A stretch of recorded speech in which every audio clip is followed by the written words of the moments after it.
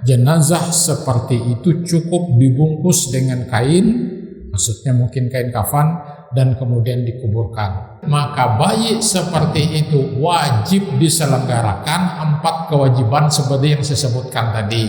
Tetapi syahid ini syahid dunia yang mayatnya tetap diselenggarakan dengan 4 kewajiban itu tadi. Nah sekarang bagaimana dengan tentara Hamas itu? Bismillahirrahmanirrahim. Assalamualaikum warahmatullahi wabarakatuh. Ma'asyiral muslimin, bapak-bapak dan ibu-ibu jamaah ta'lim Masjid Darul Arqam rahimakumullah. Setelah hampir 3 bulan yang lalu saya menyampaikan tausiah di tempat ini, kita lanjutkan pada malam hari ini masih terkait dengan masalah jenazah. Beberapa waktu yang lalu saya sudah menyampaikan tentang sholat jenazah, dan malam hari ini lanjutannya adalah tentang kriteria jenazah yang harus disolatkan. Jadi saya ulangi bahwa kewajiban kita sebagai seorang muslim atau muslimah terhadap jenazah muslim atau muslimah yang telah meninggal dunia itu ada 4. Yang pertama adalah memandikannya, yang kedua mengafaninya, yang ketiga mensolatkan, dan yang terakhir adalah menguburkannya. Nah terkait dengan sholat jenazah, kewajiban kita yang kedua, ada beberapa kriteria jenazah yang harus disolatkan. Artinya ada jenazah orang Islam itu yang kalau meninggal tidak perlu disolatkan. Para ahli fikih sepakat bahwa seorang muslim laki-laki atau perempuan, kecil ataupun besar, pada dasarnya wajib disolatkan. Ibnu Mundzir berkata bahwa para ulama sepakat bahwa jenazah bayi yang sempat diketahui hidupnya melalui tangisan, gerakan dan sebagainya wajib untuk disolatkan. Meskipun barangkali bayi itu telah meninggal di dalam kandungan ibunya, tapi diyakini bahwa dia sempat hidup, sempat ditiupkan ruh ke dalam jasadnya. Meskipun dia lahir dalam keadaan meninggal, maka bayi seperti ini juga wajib untuk disolatkan.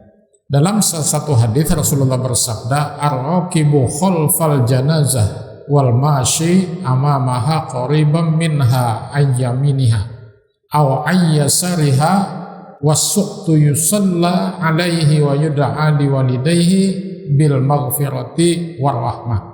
Ketika mengantar jenazah, posisi orang yang membawa kendaraan berada di belakang jenazah dan posisi orang yang berjalan kaki berada di depannya dengan jarak yang dekat dengannya, atau juga berada di sebelah kanan atau di sebelah kirinya.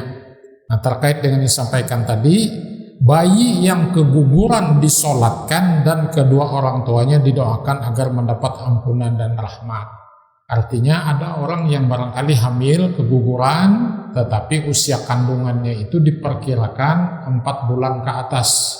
Karena menurut hadis Nabi bahwa janin ketika sudah berusia 4 bulan dalam kandungan, ruh ditiupkan. Maka apabila keguguran bayi seperti ini, meskipun keluarnya sudah meninggal dunia, maka wajib disolatkan. Apalagi jika di sempat lahir itu ada kedengaran tangisannya, ada gerakannya misalnya. Beberapa saat kemudian meninggal, maka ini pun juga wajib untuk disolatkan jenazahnya. Nah kemudian hukum mensolatkan janin yang gugur. Janin yang gugur, artinya keguguran tadi, sebelum 4 bulan tidak perlu dimandikan dan tidak pula disolatkan. Ini seperti yang saya sampaikan tadi. Jadi kalau usia kandungan itu di bawah 4 bulan, kemudian keguguran, atau bisa jadi lahirnya prematur, ya. Artinya bukan karena bukan karena keguguran, tapi karena mungkin ada penyakit ibunya yang janin itu harus dikeluarkan. Maka apabila janin itu berusia belum 4 bulan, dia tidak wajib untuk dimandikan dan juga tidak wajib untuk disolatkan. Lalu bagaimana kita merawatnya? Jenazah seperti itu cukup dibungkus dengan kain, maksudnya mungkin kain kafan, dan kemudian dikuburkan. Nah berarti hanya ada 2 kewajiban kita terhadap janin yang lahirnya itu ketika dalam kandungan belum berusia 4 bulan, yaitu mengafaninya dan menguburkannya. Jika bayi itu berumur 4 bulan atau lebih dan telah menampakkan tanda-tanda kehidupan, maka perlu dimandikan dan disolatkan menurut kesepakatan ulama. Artinya ini jelas sudah bahwa ketika berusia 4 bulan ke atas, maka janin tadi itu sudah memiliki ruh, sudah ditiupkan ruh ke dalam jasadnya. Sehingga kalau dia meninggal meskipun dalam perut, maka wajib untuk diselenggarakan 4 kewajiban kita terhadap jenazah itu. Ada salah satu hadis menyebutkan di sini, idzastahallas suqtu sulli alaihi wa wurith. Jika janin yang gugur sempat menampakkan tanda-tanda kehidupan, maka wajib disolatkan dan harta-hartanya diwarisi. Nah, jadi bagi yang lahir sebelum waktunya itu kan ada memang disebabkan karena keguguran, atau mungkin pula ada pula yang dengan sengaja digugurkan oleh ibunya, yang kita sebut dalam ilmu kesehatan dengan istilah aborsi. Jadi dikeluarkan dengan paksa, dengan secara sengaja. Jadi ini bukan keguguran, karena memang ini dikeluarkan secara paksa. Nah, hadis menyebutkan tadi wasuqtu yusalla alaihi, janin yang gugur wajib disolatkan. Di samping itu, janin tersebut merupakan tubuh yang telah diberi ruh, sehingga ia disolatkan seperti bayi yang telah menampakkan tanda-tanda kehidupan. Hal ini dikarenakan Nabi Shallallahu Alaihi Wasallam telah memberitahukan bahwa bayi ketika mencapai 4 bulan telah diberi ruh. Jadi kalau kita mengkaji Al-Quran Bapak dan Ibu, itu pada surah Al-Mu'minun ayat 12 sampai dengan ayat 14 disebutkan tentang proses kejadian janin atau manusia dalam rahim seorang ibu. Walaqad khalaqnal insana min sulalatin min tin tsumma ja'alnahu nutfatan fi qararin makin tsumma khalaqnan nutfata 'alaqah dan seterusnya. Maka Al-Mu'minun ayat 12 sampai 14 ini menjelaskan tentang perkembangan janin secara fisik jasmani. Sedangkan secara ruhani itu nanti kita temukan pada surah As-Sajdah ayat 9. Jadi surah Al-Mu'minun ayat 12 sampai 14 ini menjelaskan bahwa ketika manusia itu diciptakan dari saripati tanah, walaqad khalaqnal insana min sulalatin min tin. Dan sesungguhnya kami telah menciptakan manusia itu min sulalatin min tin, dari saripati tanah. Jadi model penciptaan manusia ini Bapak dan Ibu sekalian ada beberapa macam. Yang pertama adalah penciptaan manusia model Nabi Adam. Itu tangan Allah langsung yang menciptakannya dengan proses tertentu, dari tanah liat, tanah berlumpur dan sebagainya, dicampur macam-macam, sehingga kemudian menjadilah manusia yang namanya Adam. Jadi ini tanpa ayah dan tanpa ibu, tidak melalui proses perkawinan, tidak melalui proses generatif dalam bahasa biologi itu. Nah, model yang kedua adalah penciptaan Siti Hawa. Itu juga tidak ada ayah dan ibu, tetapi diambil sebagian dari tulang rusuk Nabi Adam. Ada model penciptaan manusia yang ketiga, yaitu model Nabi Isa alaihissalam. Nabi Isa itu ada ibunya. Dia dikandung selama 9 bulan 10 hari, kemudian lahir. Tetapi proses terjadinya Nabi Isa dalam kandungan itu juga tidak melalui proses perkawinan. Artinya dia punya ibu tetapi tidak punya bapak. Nah, ini model yang ketiga. Model yang keempat adalah generasi kita-kita, generasi anak Adam sampai kiamat nanti, termasuk kita-kita ini. Generasi kita ini melalui proses perkawinan atau proses generatif ya. Kalau yang tidak perkawinan tadi non generatif namanya. Artinya yang dijelaskan oleh ayat tadi, walaqad khalaqnal insana min sulalatin min tin, bahwa manusia itu diciptakan Allah dari saripati tanah, itu bisa mencakup Nabi Adam dan Siti Hawa di dalamnya, diambil dari saripati tanah. Kemudian ada penciptaan model kita-kita ini, perkawinan antara ayah dan ibu kita, lahirlah kita. Dalam ayat selanjutnya disebutkan bahwa saripati tanah tadi kemudian disebut saripati tanah itu karena memang kita ini kan mengkonsumsi makanan dan minuman yang pada hakikatnya berasal dari tanah. Nah, saripati tanah yang murni itu kemudian dalam tubuh kita diproses. Ada yang menjadi daging, menjadi tulang, menjadi kulit, menjadi darah, menjadi rambut dan sebagainya, itu menjadi lemak dan sebagainya.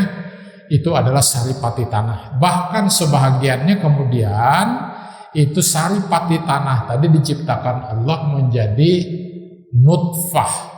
Makanya ayat berikutnya tsumma ja'alnahu nutfatan fi qararim makin.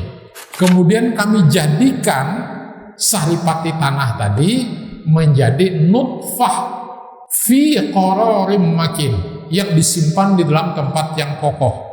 Bapak dan Ibu kalau membaca tafsir Al-Quran atau terjemahan Al-Quran sering diartikan ya, fi qararim makin itu tempat yang kokoh, itu diartikan dengan rahim, tempat tumbuh dan berkembangnya janin. Tapi saya mohon maaf berpendapat lain. Saya tidak menyatakan fi qararim makin itu identik dengan rahim. Kenapa? Karena disebutkan tadi tsumma ja'alnahu nutfatan fi qararim makin. Jadi saripati tanah tadi sebahagiannya dijadikan Allah nutfah. Nutfah itu disimpan di tempat yang kokoh. Nutfah itu kalau bahasa biologinya sama dengan sel spermatozoa. Berarti itu ampun lelakian. Kalau perempuan itu namanya ovum. Alat yang memproduksi ovum itu sel telur. Alat yang memproduksi sel telur itu disebut dengan ovarium. Nah, jadi ketika nutfah, ini bahasa Al-Quran menyebutnya begitu, bahasa biologinya itu disebut dengan spermatozoa, bahasa lainnya disebut dengan sperma atau air mani, dan itu kan punya laki-laki, bukan punya perempuan. Berarti tidak cocok fi qararim makin itu diterjemahkan dengan rahim, karena nutfah itu berada di kantong punya laki-laki, disimpan di tempat yang kokoh. Tsumma khalaqna nutfata 'alaqah. Kemudian kami ciptakan nutfah tadi menjadi alaqah. Apa itu alaqah? Al-Quran terjemahannya yang dikeluarkan oleh Kementerian Agama, demikian pula mungkin tafsir-tafsir Al-Quran mengartikan alaqah itu adalah segumpal darah. Nah, dalam hal ini ulun pribadi berbeda pendapat lagi dengan bubuhan ulama, walaupun saya tidak kategori ulama. Saya mengait-kaitkan dengan ilmu pengetahuan modern. Kebetulan dulu Bapak dan Ibu, ketika saya masih S2 di Universitas Muhammadiyah Malang tahun 2000, mengambil mata kuliah studi Al-Quran, dan kebetulan dosennya itu adalah Bapak Dr. Sa'ad Ibrahim, mantan Ketua PWM Jawa Timur dan sekarang menjadi salah seorang anggota pimpinan pusat Muhammadiyah. Nah, saya pernah menulis makalah atau artikel waktu kuliah itu, judulnya adalah konsep alaqah dalam kurung menurut realitas ilmu dan Al-Quran. Jadi saya menyoroti alaqah itu dari dua hal. Pertama, kalau kita lihat dari segi bahasa Al-Quran yang menggunakan bahasa Arab itu, alaqah itu artinya bukan segumpal darah, tetapi alaqah itu lebih tepatnya diartikan sebagai sesuatu yang bergantung. Kayak lampu ini bergantung, di atas itu tuh alaqah. Jadi ada tempat dia nempel. Jadi bukan segumpal darah. Sama kayak takdir itu. Kita kan penganut Ahlus Sunnah wal Jamaah meyakini rukun Islam itu kan ada, rukun iman itu kan ada 6. Yaitu salah satunya percaya kepada takdir, qada dan qadar Allah. Nah, takdir itu oleh para ulama dibagi menjadi dua. Ada takdir mu'allaq, ada takdir mubram.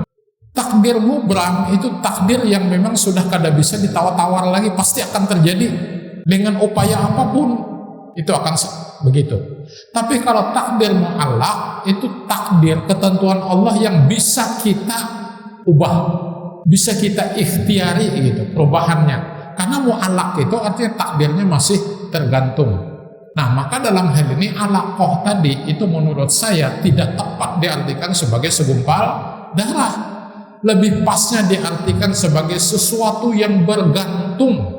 Jadi ketika sel sperma itu berhasil membuahi sel telur, coba pian bayangkan nih hintalo ini dibuahi oleh spermatozoa, sel sperma, artinya dia berhasil sel sperma itu menembus dinding sel telur itu, maka terjadilah pembuahan, fertilisasi.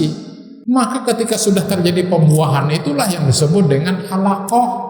Maka kalau sudah begitu, dia turun ke dalam rahim. Alaqah tadi menempel di dalam rahim, di mana perkembangan alaqah itu sangat tergantung dengan asupan gizi yang dimakan oleh ibunya melalui tali plasenta, tali pusat.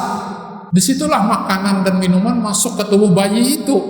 Jadi hendak berkembang baik, hendak berkembang kada, hendak sehat atau kada, bayi tadi, janin tadi tergantung dengan makanan dari ibunya. Jadi tergantung itu disebut dengan alaqah.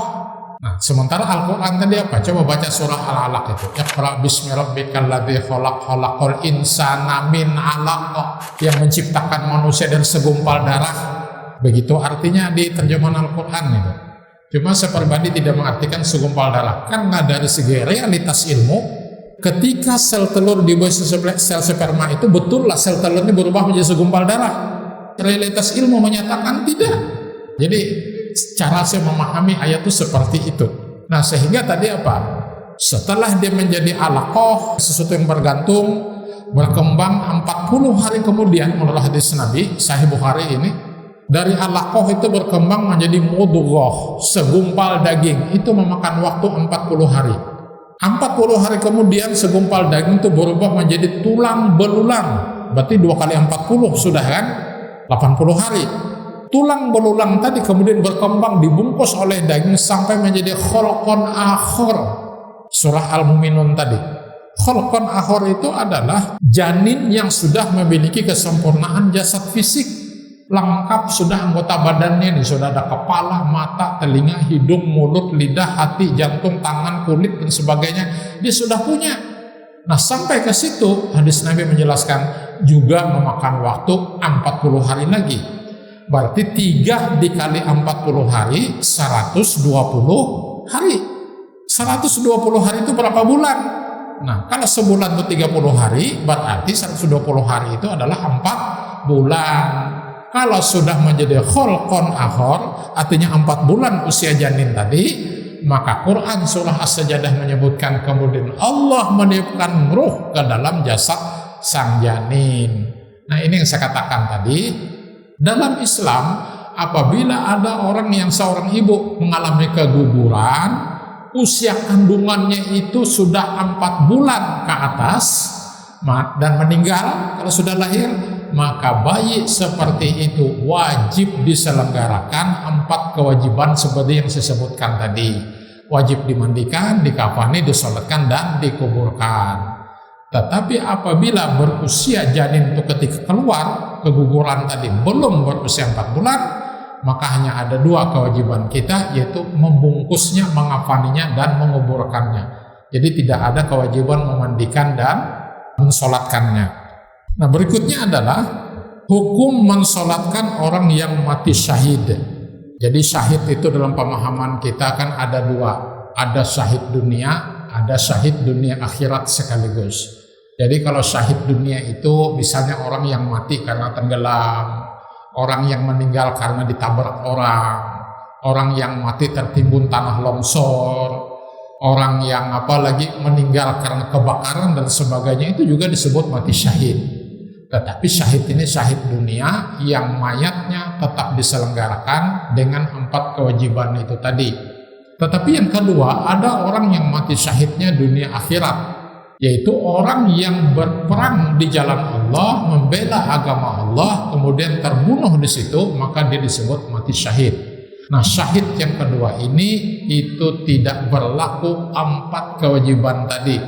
Ini juga sudah saya sampaikan beberapa bulan yang lalu. Ketika orang itu meninggal, maka langsung dikuburkan saja mayatnya. Tidak perlu dimandikan, tidak perlu disolatkan, tidak perlu dikafani, tetapi langsung dikuburkan saja. Karena beberapa hadis menyebutkan bahwa pakaian yang menempel di badannya serta darah-darah, mata-mata luka yang ada di badannya itu akan menjadi saksi di akhirat nanti bahwa dia adalah mati syahid. Orang yang mati syahid adalah orang yang terbunuh oleh kaum kafir dalam peperangan melawan mereka. Banyak hadis sahih yang menjelaskan bahwa orang mati syahid tidak perlu disolatkan. Hadis tersebut antara lain, pertama, Jabir radhiyallahu anhu meriwayatkan bahwa Nabi SAW memerintahkan agar syuhada, para pejuang yang gugur di perang Uhud, dikubur bersama dengan darah-darah mereka. Beliau tidak memandikan dan tidak pula mensolatkan mereka. Jadi ini ada contoh dari Rasulullah ketika para syuhada perang Uhud itu yang meninggal di medan perang, maka mereka diperintahkan langsung dikuburkan saja. tidak perlu dimandikan, tidak perlu dikafani, kecuali dia telanjang, ya, artinya tidak punya pakaian ketika dia mati syahid. Tapi nggak mungkin lah orang berperang dalam keadaan telanjang kan. Jadi pakaian yang ada di tubuhnya itu sekaligus menjadi kain kafannya. Berikutnya Anas radhiyallahu anhu meriwayatkan bahwa syuhada perang Uhud tidak dimandikan, mereka dikubur bersama dengan darah-darah mereka dan tidak disolatkan. Akan tetapi ada hadis lain yang menjelaskan bahwa jenazah syuhada disolatkan. Di antara hadis itu sebagai berikut. Pertama, Uqbah bin Amir meriwayatkan bahwa pada suatu hari Nabi sallallahu alaihi wasallam keluar rumah lalu melakukan sholat jenazah untuk syuhada Uhud setelah berlalu 8 tahun. Beliau melakukannya seolah pamit kepada orang-orang yang hidup dan orang yang telah meninggal, karena setelah itu beliau tidak menziarahi mereka. Nah, jadi ini ada para syuhada perang Uhud meninggal sudah 8 tahun yang lalu, ya, Nabi masih hidup, maka Nabi kemudian melakukan sholat terhadap mereka itu. Nah, ini menggambarkan sebenarnya tidak ada kewajiban mensolatkan jenazah yang mati syahid. Tapi jika kita ingin pun mensolatkan setelah mereka dikuburkan, juga itu ada tuntunannya dari hadis-hadis Rasulullah SAW. Berikutnya adalah orang yang terluka dalam peperangan dan tidak langsung meninggal. Jadi ada perang, ya, membela agama melawan orang-orang kafir. Saya tidak tahu Bapak dan Ibu, kayak kalau perang di Gaza itu ya, itu kan yang meninggal itu kan rakyat sipil, bukan tentara. Maka mereka tuh tetap saja diselenggarakan 4 kewajiban tadi, tetap dimandikan, tetap dikafani, disolatkan dan dikuburkan. Nah, sekarang bagaimana dengan tentara Hamas itu? Jadi di Palestina itu ada faksi-faksi yang berbeda. Yang paling keras itu adalah Hamas. Yang moderator faksi Al-Fatah namanya, pimpinan Yasser Arafat dulu. Jadi kalau Al-Fatah ini masih mau bernegosiasi dengan Israel, tapi kalau Hamas tidak ada kata berunding bagi mereka itu. Pokoknya lawan aja sampai mati. Nah, pertanyaannya apakah tentara-tentara Hamas ini kalau mati, itu mereka mati syahid apa tidak? Nah, saya belum bisa menilai karena ada yang mengatakan perang di Hamas itu bukan perang antar agama. Bukan perang antara orang Islam dengan orang Yahudi. Tapi ini antar negara saja. Nah, tapi kalau ada yang berpendapat bahwa itu adalah perang antar agama, berarti orang tentara Hamas itu kalau meninggal mereka mati syahid, maka tidak perlu dimandikan dan disolatkan, tapi langsung dikuburkan saja. Nah, berikutnya tadi adalah orang yang terluka dalam peperangan dan tidak langsung meninggal. Jadi perang bela agama melawan orang kafir, ya, lalu dia banyak mengalami luka, tetapi tidak langsung meninggal.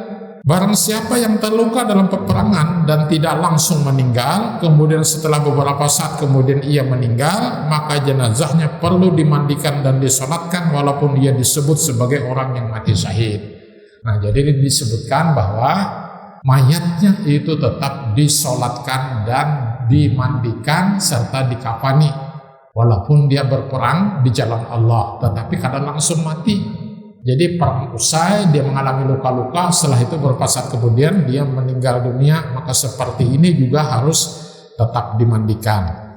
Jika ia hidup namun hanya sebentar, seperti berbicara atau minum lalu meninggal, maka ia tidak perlu dimandikan dan disolatkan. Jadi ini disebutkan luka-luka tapi dia sempat hidup sebentar, maka ini tidak perlu dimandikan. Cuma ukuran sebentar itu berapa lama? Tidak dijelaskan dalam kitab ini. Selanjutnya adalah hukum mensolatkan orang kafir.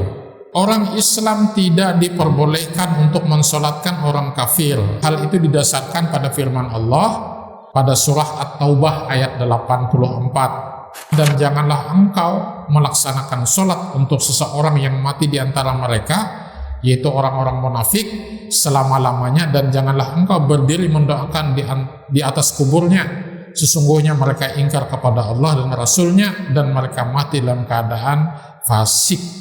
Nah, selanjutnya tidak pantas bagi Nabi dan orang-orang beriman memohonkan ampunan kepada Allah bagi orang-orang musyrik, sekalipun orang-orang itu kaum kerabatnya, setelah jelas bagi mereka bahwa orang-orang musyrik itu penghuni neraka jahanam.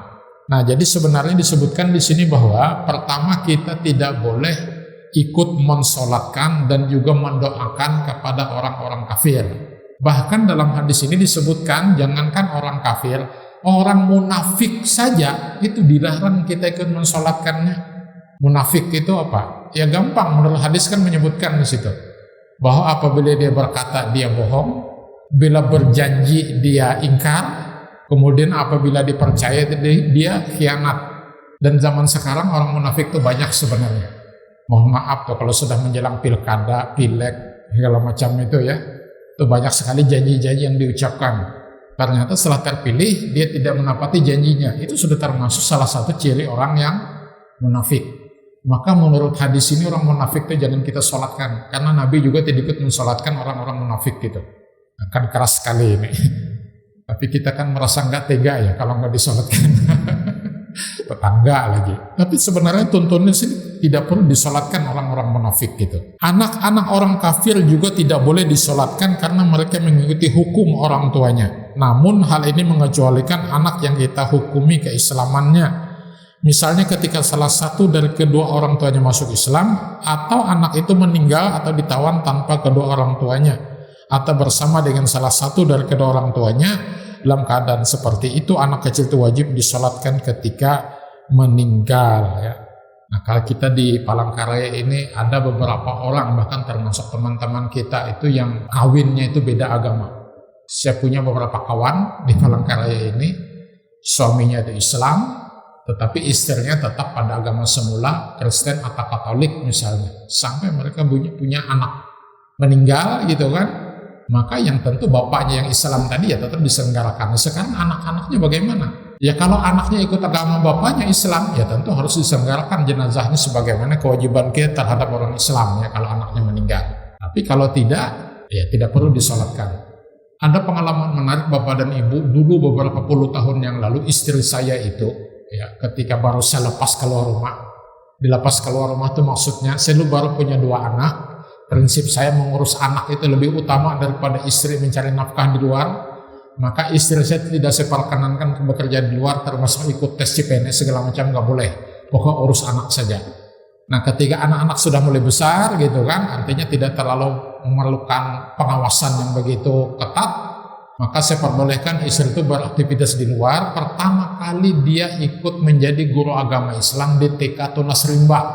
Nah yang ingin saya sampaikan adalah ketika istri saya mengajar di TK Tunas Rimba itu ada beberapa orang murid itu yang bingung. Karena kalau dia Islam, ruangannya di sini. Kalau dia Kristen, ruangannya di sebelah gitu. Ada anak itu bingung.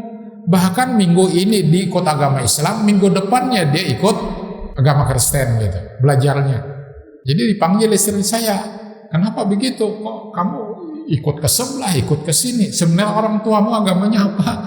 Nah, anak tuh sudah bisa bercerita, bapak saya itu katanya kalau ada di Palangkaraya, karena sering keluar kota bapaknya itu, ya mungkin kepala dinas atau apa. Kalau bapak saya itu ada di Palangkaraya, maka tiap hari Jumat saya diajak ke masjid. Tapi kalau hari Minggu dan bapak saya itu tidak ada di Palangkaraya, saya diajak ibu saya ke gereja, katanya begitu. Kan jadi agamanya 2 anak ini. Maka kalau dia meninggal anak seperti ini, ya tentu saja kita anggap dia mengikuti agama bapaknya, sehingga wajib diselenggarakan 4 kewajiban itu.